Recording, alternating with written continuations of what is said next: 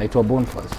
It doesn't get any more Boniface than that. This guy looks like a Congolese driver. He looks like he's on his way to the bar for a cold one with his boys before having a mental breakdown watching Manchester United. What's going on, guys? We're back watching Perfect Match, and judging from the title of today's video, it looks like the woman wants our boy Boni to find a woman his own age. But why do some people like to call 30-somethings old people though? Personally, I feel like you're still young in your 30s.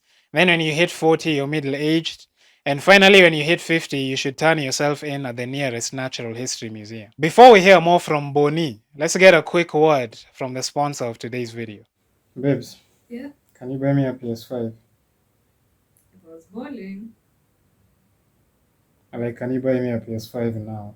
No. Broke.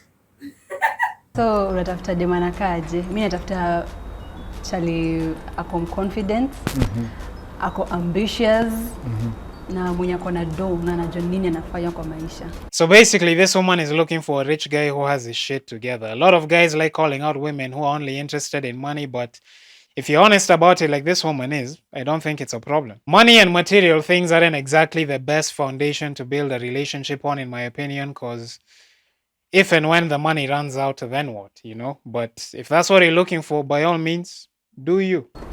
Mwenye akona do. Okay. Yo, this guy has actually nailed the Congolese driver drip, man. Look at the shoes. Fresh haircut, chin strap goatee, dress shirt, long trousers, sneakers from a brand no one's ever heard of. Like, this dude has actually nailed it, man. Nataka dem mwenye kitu ya kwanza si msire queen. Dem ana. Ebru define slay queen. Unajua kila mtu anakuwa na definition yake ya slay queen. I think slay queen ni mtu mwenye hataki kufanya kazi. Mtu mwenye hata ukimwambia oshe safuria hezi juu ya makucha. Mtu mwenye yani wewe unajua tu slay queen venye wanakuanga. Endelea. Mtu mwenye anaweza jifanyia kazi, si kutegemea pesa ya wanaume.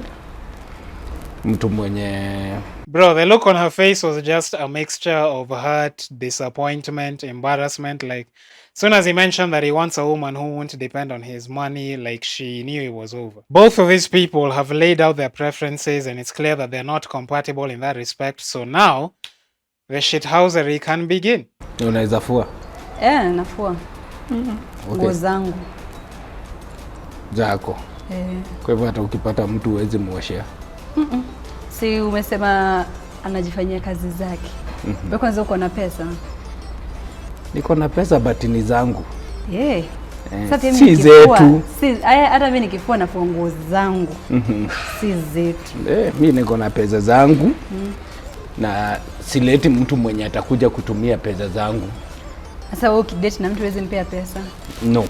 This guy knows exactly what he wants. I respect that. It might be because he's a bit older and he's already had some experience, but even older guys get played in relationships. So you have to respect that this guy isn't willing to compromise on things that he considers deal breakers, at least from the way he's talking. I mean, for example, Kanye West is one of the greatest musicians of all time, but Kim is living in his head rent-free. Like, when it comes to relationships, he looks more offbeat than 5-year foreigner at the Donda 2 listening party. Height yako unajua your height? 5.8. Si mbaya sana. This dude said he's 5'8" and the woman barely flinched. Well, he said 5.8, but I'm sure he meant 5 feet 8 inches. I don't know if she was just trying to be polite or not, but that is the first time I've seen a woman on one of these shows not shoot the guy down for mentioning anything below 6 feet. Like, normally short guys on Tinder and dating shows are met with a storm of ridicule and disrespect. But I'm happy for this guy because he only just barely qualified for human rights. So hauna baby mama mahali. Unajua hiyo 30 na kwanga age nyingine, mtu ako na baby mama 2, 3. Na mimi siwezi taka mtu ako na watoto huko nje. Wacha nisiseme hiyo, pengine Mungu ndiye anajua. Spoken like a stereotypical black man. I love it. I would think giving a woman such an answer on the first date is risky, but this guy is honest. Like, that's one thing you have to commend him for. The guy seems to have been truthful throughout, and I can't really knock that, especially in a city as riddled with dishonesty and STDs as Nairobi. You wanna drive? Yeah. Ala? Which kind of car? You drive gari zote. Yeah, you idiot. A person's driving skills aren't limited to particular brands, okay? Imagine thinking a person's driving skills aren't transferable between different brands. I mean, I mean, how dumb can you be? Sinaona tunaendana ama Tunaendana, lakini kuna mahali mali gani? Sema, usiogope kusema. kuna mahali yanivutii.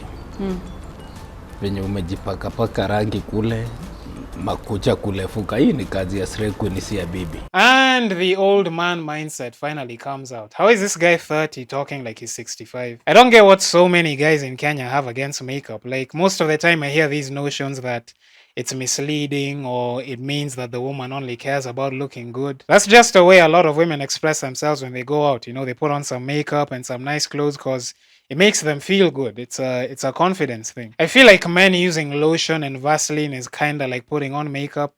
Like, there's no way in hell you're gonna get far with a woman walking up to her with ashy skin and lips cracked like the video games on your laptop. You lean in for a kiss and she's like, bro, before I even think about getting anywhere near those lips, I'm gonna need you to buy that lip balm DLC, you know what I mean? Sasa ni rangi una date ama ni mtu?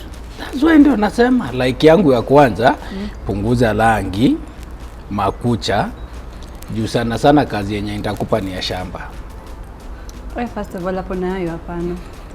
Kitu ya kwanza mimi sifanyangi kitu yenye mwanaume ameniambia. Siwezi kubali kuwa controlled. So hata tukiweza date usikubali ati nikuwe expect nikuwe submissive.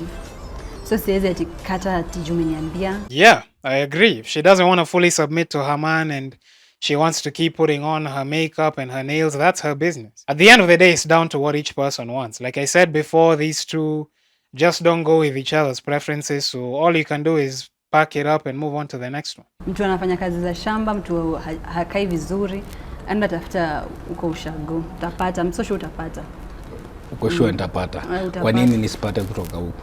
Mimi siwezi kati kulingana na expectations zako, nitakaa kama mimi vile nataka.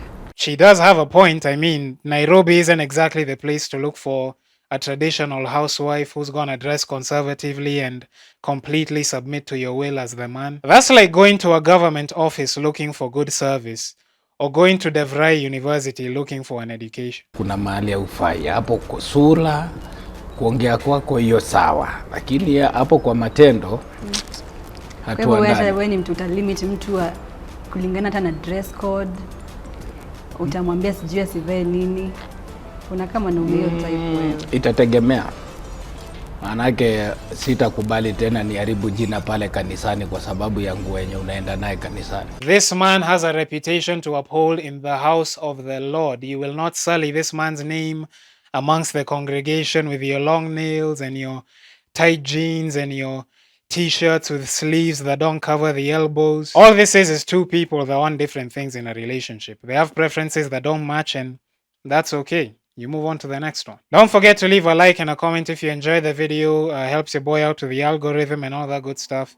And subscribe to the channel if you want to see more videos like this. Check out the link in the description for links to the rest of my social media. And yeah, I'll see you guys in the next one. Buddha missy rapper, still finna hit you with a 16. Shake up the mic and spray these bars like it's whipped cream. I'm dropping bombs like Ugandans on that big screen. Niggas all about the dripping purple like the Android 15. Have you laughing on the tube? Call me Clark Kent, I'm changing up these flows up in the booth. Chapodondo and some juice. In Nairobi all we do is win or hustle, never lose.